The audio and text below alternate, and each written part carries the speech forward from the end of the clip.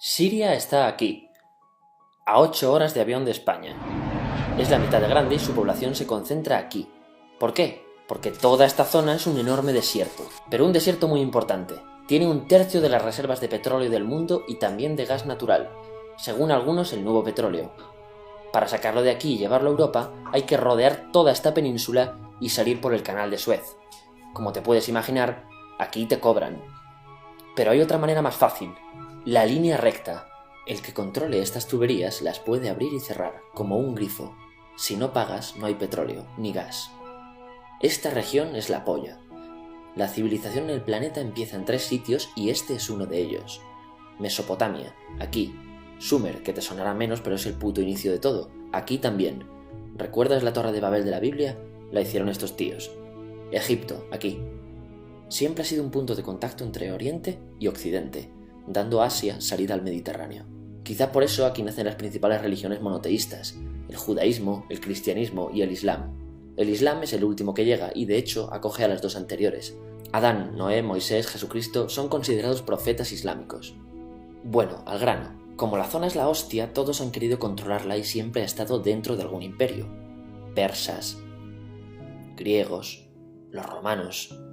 El imperio romano termina partiéndose en 2, y finalmente solo sobrevive esto. Ahora es cuando la última religión monoteísta, el Islam, construye su propio imperio. ¿Te acuerdas de las cruzadas? Bueno, pues son los europeos cristianos intentando recuperar esta zona de la que estamos hablando. Los últimos en llegar son los turcos, que ojo, no vienen de Turquía, sino de a tomar por culo en Asia, junto con Gengis Khan. Lo conquistan todo y fundan el Imperio Otomano. El Imperio Otomano se queda ahí hasta la Primera Guerra Mundial, 600 años. Cuando acaba la Primera Guerra Mundial, aparecen pequeños países donde antes estaba el Imperio Otomano, y por primera vez vemos a Siria en un mapa. Hasta ahora la habíamos dibujado para no perdernos. ¿Y quién se inventa esos países? Lo que te voy a contar es alto secreto. Bueno, lo era en 1916. Este súper secreto se llama Acuerdo de Sykes-Picot. Los franceses y los ingleses no podían derrotar solos al Imperio Otomano. Solo podían si les apoyaba la gente que vivía dentro, en su mayoría árabes. ¿Cómo se los ganaron? Pues les prometieron la Gran Arabia, un país solo para ellos. El único problema es que era un timo. Antes de seguir, recuerda una cosa. Los árabes son un pueblo, pero no una religión. O sea, un árabe puede ser musulmán, puede ser cristiano, y antes del Islam parece que hubo tribus árabes con tradiciones judías. Bueno, pues a los árabes no les dieron ese único país que les habían prometido. En su lugar, franceses y británicos crearon muchos países pequeños. Estos países, obviamente, no eran países de verdad, sino zonas bajo su control con gobernantes puestos por ellos. Durante este tiempo hacen lo que quieren con la zona. Recuerda que hay petróleo. Siria, aunque no tiene grandes reservas, tiene fácil salida al mar, y Francia, que es la que se ha quedado con Siria, se lo da a compañías extranjeras. Después de la Segunda Guerra Mundial, los europeos se van. En el caso de Siria, son echados a patadas. Pero antes de irse, crean otro estado, Israel. No es el momento de hablar de ello, pero es un estado muy polémico que sus vecinos no reconocen. La prueba es que nada más irse los británicos, todos estos estados lo atacan. La zona, a partir de ahora, va a ser una puta bomba de relojería. ¿Y mientras qué pasa en Siria? Bueno, pues no es muy estable. Tiene golpes de estado constantes. En esa época aparece en Siria una ideología que se hace con el control y se expande por el mundo árabe, el Ba'ath. Esta ideología mezcla el antiguo sueño de una sola nación árabe con ideas socialistas. Y algo muy importante, es laica, o sea que no es religiosa. Siria se llega a unir con Egipto, un país con el que no tiene frontera. Pero no es algo raro, muchos de estos países intentan hacerlo también. Como recordarás, a esta gente se le había prometido un solo país y las ganas las seguían teniendo.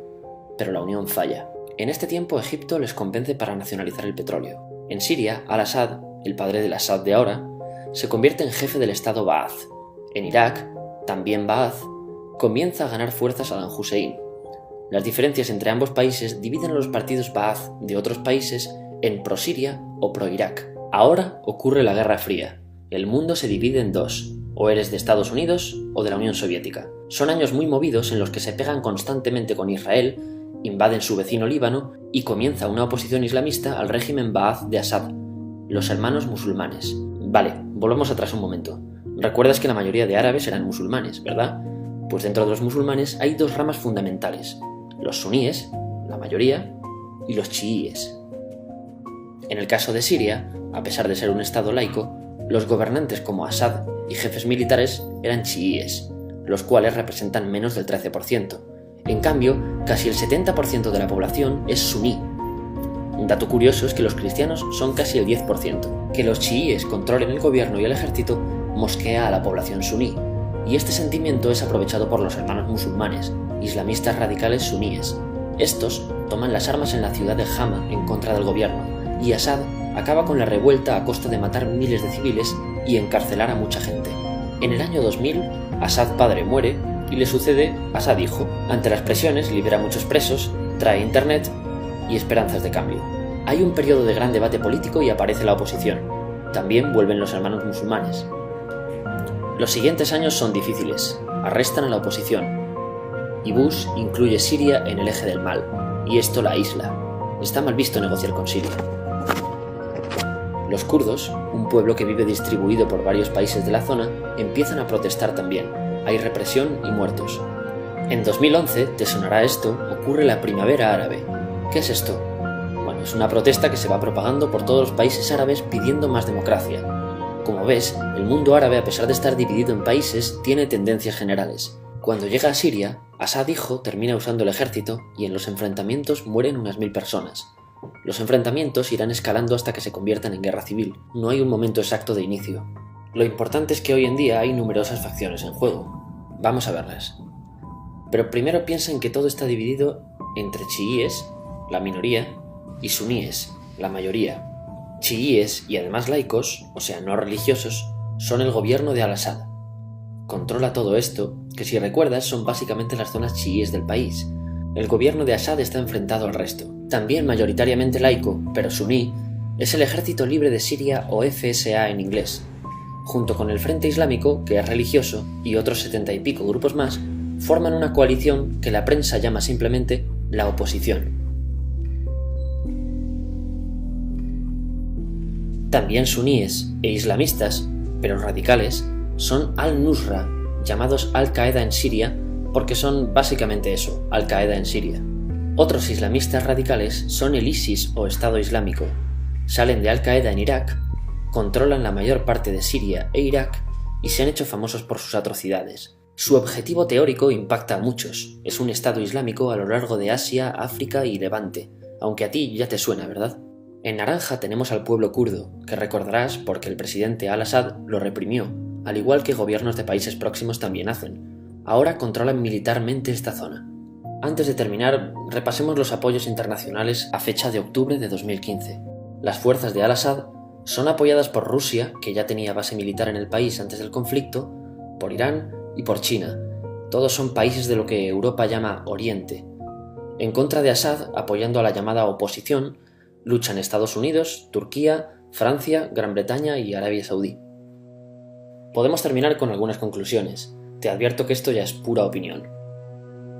Si recapitulamos, vemos que la región es estratégica. Por su situación privilegiada, todos la quieren. Siria siempre ha estado bajo el paraguas de grandes imperios. Piensa que hace 100 años la actual Francia era Francia, Gran Bretaña era Gran Bretaña, pero es que hace 200 también, y hace 300 también, y hace 400 también. En cambio, Siria solo es Siria desde hace menos de 100 años, y solo se gobierna a sí misma desde hace poco más de 50. Además, jamás decidieron sus fronteras, se las impusieron. Europa divide Oriente Medio a su antojo para controlarlo, diseñando países sin tener en cuenta su población. Muchos historiadores dicen que todo pueblo tiene la necesidad de manejar su propio destino, pero estos ingredientes que hemos visto juegan en contra de proyectos como la Siria Ba'ath, que encima usa la represión para mantenerse. En última instancia, producen una guerra civil. En este contexto no es extraño que aparezcan actores que se alimenten de la desesperación, el sentimiento suní de opresión y la visión de Occidente como invasor. ISIS usa la identidad árabe y la mitología de antiguos imperios.